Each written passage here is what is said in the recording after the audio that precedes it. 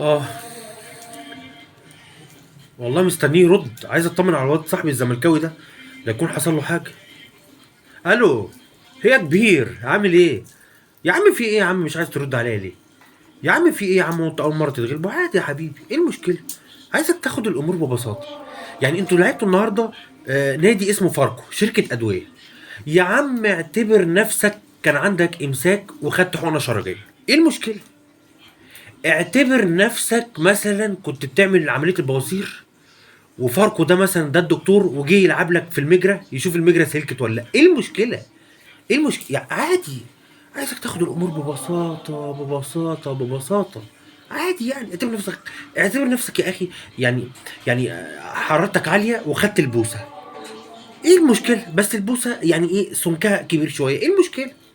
عادي يا بابا، عادي، ايه المشكله؟ هي بهوقت عندكم من شويه.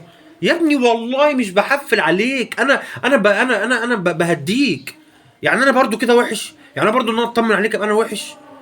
يا لا لا حبيبي، لا انت بقيت وحش قوي، لا سلام، لا انا مش، انا هسيبك دلوقتي، انا هسيبك.